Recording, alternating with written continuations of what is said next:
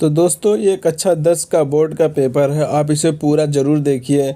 इसमें से कोई भी पेपर आपका क्वेश्चन फंस सकता है क्योंकि ये बहुत ही इम्पोर्टेंट है।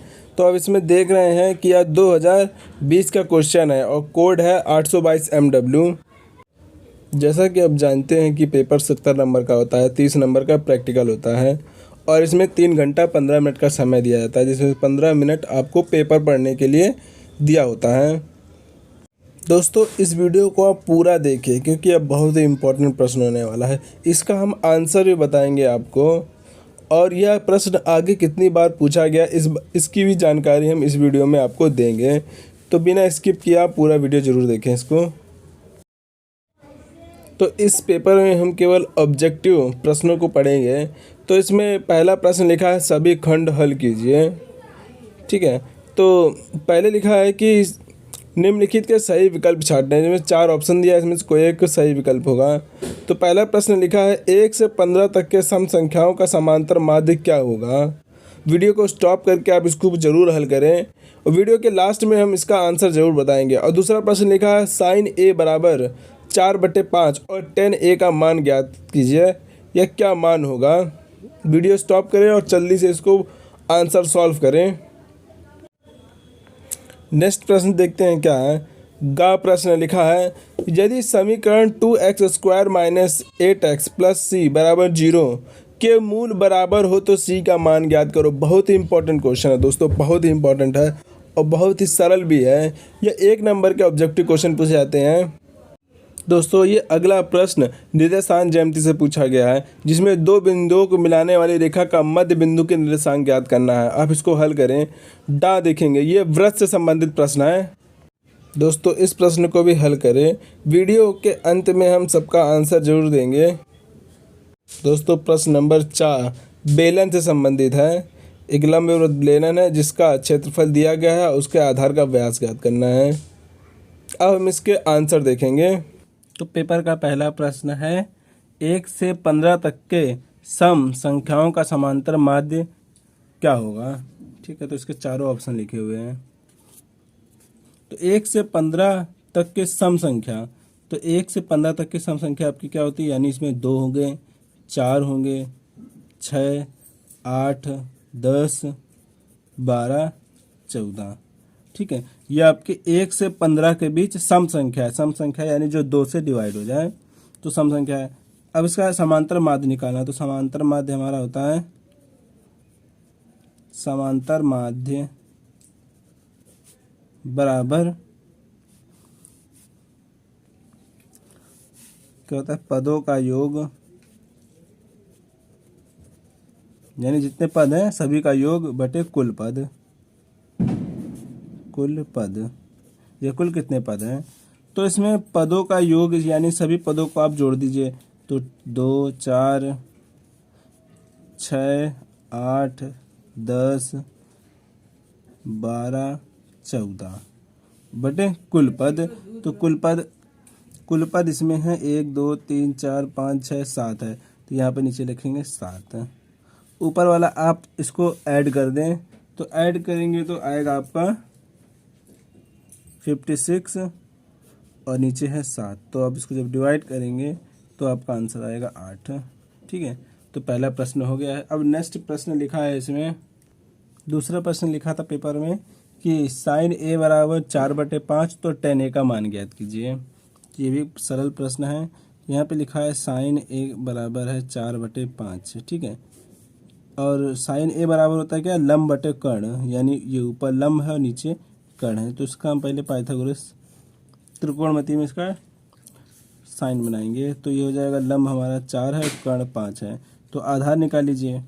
तो पाइथागोरस से आप कर्ण में से आधार घटाएंगे, यानी कर्ण का स्क्वायर, लंब का स्क्वायर, आधार का स्क्वायर। ये फार्मूला लगा के आप आधार निकाल सकते हैं। तो इसमें आएगा 3। ठीक है, 9 आएगा, 9 का वर्गमूल 3 हो जाएगा।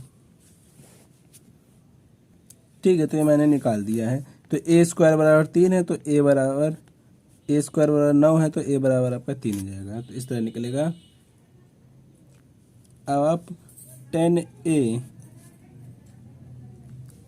a बराबर हो जाएगा आपका लंब बटे आधार, यानी 4/3। ठीक है, लंब बटे आधार। इसको याद कैसे करते हैं, आप याद होगा कि लाल बटे कक्का होता है, लाल बटे कक्का ना, ये होता है साइन, ये होता है कॉस और ये होता है टेन। ठीक है, ऊपर से।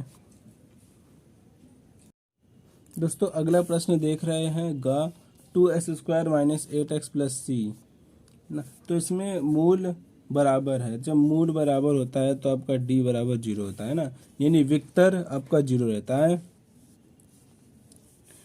जब मूल बराबर होते हैं ना, जब मूल बराबर होते हैं, मूल बराबर होते हैं तो d का मान 0 होता है, जो कि d बराबर होता है आपका b² - 4ac।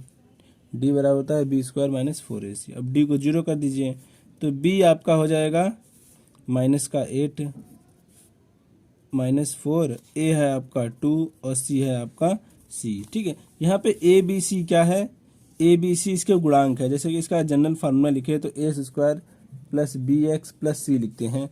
ठीक है, तो a क्या है यहाँ पे x² गुणांक है, b है यहाँ पे x का गुणांक और c आपका कांस्टेंट है। तो b यहाँ पर b यानी x का गुणांक यहाँ पर -8 है, बाकी आप आगे समझ गए होंगे। तो यहाँ पे स्क्वायर लगा है तो 8 का स्क्वायर हो जाएगा 64 और ये हो जाएगा आपका 8c। तो 8c इधर लेके आएंगे, माइनस था प्लस में हो जाएगा 64, तो 80 64 8, तो c बराबर आपका 8 आंसर आ गया। तो दोस्तों ये बहुत ही इंपॉर्टेंट क्वेश्चन है, मध्य बिंदु बहुत बार क्वेश्चन में पूछा जाता है। ठीक है, तो प्रश्न लिखा है इन दो बिंदुओं के बीच की मध्य बिंदु ज्ञात कीजिए। यानी ये a है ये b है, तो ये दो बिंदु है a b, तो इसके बीच की मध्य बिंदु ज्ञात करनी है। ठीक है, मानते हैं उसका निर्देशांक x, y है। ठीक है, और यहाँ पे a का निर्देशांक आपका हो जाएगा -2, 6 जो कि दिया है, और b है आपका -2, 10। ठीक है, तो ऐसा ये क्वेश्चन बहुत ही इंपॉर्टेंट प्रश्न आपका बहुत बार पूछा गया पेपर में। ठीक है, मध्य बिंदु कैसे निकाला जाता है, क्योंकि बहुत सरल है और आता भी कई बार है, तो आप इसको जरूर लगाइए। तो मध्य बिंदु बराबर क्या होता है, मध्य बिंदु जैसे x बराबर हो गया, आप लिखेंगे x1 + x2/2। ठीक है ना, यानी दोनों x को जोड़ेंगे और 2 का भाग कर देंगे। इसी प्रकार आप y भी निकालेंगे, यानी ये y निकालेंगे तो y1 + y2/2। ठीक है, तो यहाँ पर आपका x1 है, यहाँ पर ये x1 y1 है और ये आपका x2 y2 है। तो x1 आपका हो जाएगा -2, x2 आपका हो जाएगा -2/2। तो ये हो जाएगा -4/2। आप हल करेंगे तो आएगा आपका -2। इसी प्रकार इधर देखेंगे तो y1 इसमें यहाँ पे 6 है और y2 आप देखेंगे तो 10 है /2, तो हो जाएगा 16/2 = 8 है। तो हमारा जो मध्य बिंदु के निर्देशांक ये हमारा मध्य में है ना, तो मध्य बिंदु के निर्देशांक हो जाएंगे हमारे -2x और y हमारा 8 है, तो -2, 8 ये हमारा आंसर हो जाएगा, जिसमें कि ये वाला ऑप्शन हमारा सही है। ठीक है, डा प्रश्न आपका लिखा है कि एक वृत्त है जिसमें TQ और PT क्या है, वृत्त O के स्पर्श रेखा है, तो हमको ये एंगल ज्ञात करना है। ठीक है, कौन सा एंगल है, PTQ, यानी ये एंगल हमको ज्ञात करना है। तो ऐसे प्रश्न को हम कैसे करते हैं, देखते हैं इस वीडियो में। तो हम जानते हैं किसी बिंदु से वृत्त पर अगर स्पर्श रेखा डालें तो वह त्रिज्या से 90 अंश का एंगल बनाता है। तो यहाँ पे आपका 90 बनेगा, इधर भी आपका 90 अंश बनेगा। ठीक है, ये वृत्त का क्वेश्चन है, किसी बिंदु से वृत्त पर अगर स्पर्श रेखा है तो वह त्रिज्या से 90 अंश का कोण बनाता है, और ये आपका दिया हुआ है 110 गिवन है। ठीक है, तो हम जानते हैं कि चतुर्भुज के चारों कोणों का योग क्या होता है, 360 होता है।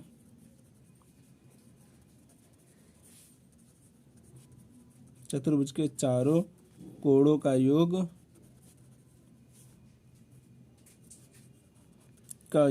360 होता है, जिसमें से 3 एंगल दिया हुआ है, 1 2 3 दिया है, यानी 90 + 110 + 90 और चौथा आपका ये हो जाएगा ना 1 2 3 और 4, ये हो जाएगा आपका बराबर 360। तो इन सबको आप जोड़ें तो 9 दूनी 18, तो ये 9 18 180 और 110 हो जाएगा आपका 290, तो ये आया आपका 290 और ये एंगल इधर आ गया। अब इसको घटा देंगे इधर जाके, तो 360 माइनस 290 बराबर 70। तो ये हमारा आंसर आ गया, तो ये हमारा आंसर है। ठीक है, अगला प्रश्न देखते हैं क्या लिखा हुआ है। नेक्स्ट प्रश्न लिखा है कि एक बेलन है जिसमें आधार का क्षेत्रफल, यानी इसका ये क्या है, आधार है, बेलन का आधार है। आधार का क्षेत्रफल आपका दिया है 9 पाई। तो हमको इसका व्यास निकालना है ना। व्यास आपका क्या होता है, ये वृत्त है और बीच वाला जो केंद्र से होकर जाता है वो व्यास होता है। तो हमको इसका व्यास निकालना है। तो इसमें क्या है, बेलन का आधार दिया है। बेलन का आधार देखेंगे तो वृत्त जैसा लगेगा। ठीक है, तो बेलन का आधार आपका क्या होगा, पाई आर स्क्वायर होगा ना, क्योंकि ये एक वृत्त जैसा है, वृत्त है। तो वृत्त का क्षेत्रफल होता है पाई आर स्क्वायर। तो बेलन का आधार यानी वृत्त है तो पाई आर स्क्वायर लिख दिया। और बेलन का आधार कितना है, यहाँ पे चाहे तो पूरा लिख सकते हैं, बेलन के आधार का क्षेत्रफल आप पूरा कंप्लीट कर सकते हैं। तो इसका बेलन का आधार कितना है, इसमें दिया हुआ है पाई, 9 पाई दिया हुआ है, 9 पाई दिया हुआ है। तो हमारा जो होता है पाई आर स्क्वायर। तो ये पाई से पाई कैंसिल कर दीजिए, 9 और यहाँ पे आर स्क्वायर बचा, तो ये अंडर रूट इधर जाएगा 9 आर, तो आर बराबर आपका 3 आ जाएगा। तो इसमें हम धनात्मक वैल्यू लेते हैं इसमें, तो आर बराबर 3 आ गया। अब व्यास निकालेंगे। व्यास हम जानते हैं कि त्रिज्या का 2 गुना होता है, यानी 2r होगा। तो 2 × 3 तो 6 आपका व्यास हो जाएगा। ठीक है, तो हमारी अगली वीडियो को जरूर देखें, उसमें हम 1 नंबर के प्रश्न लगाएंगे। ठीक है, ये ऑब्जेक्टिव है, उसमें हम शॉर्ट क्वेश्चन लगाएंगे। तो आप पूरा वीडियो जरूर देखें। हाँ, हमारे चैनल को लाइक और सब्सक्राइब जरूर कर दें। अब ये प्रश्न शॉर्ट क्वेश्चन है जो कि 1 नंबर के हैं, नेक्स्ट वीडियो में आप देखेंगे।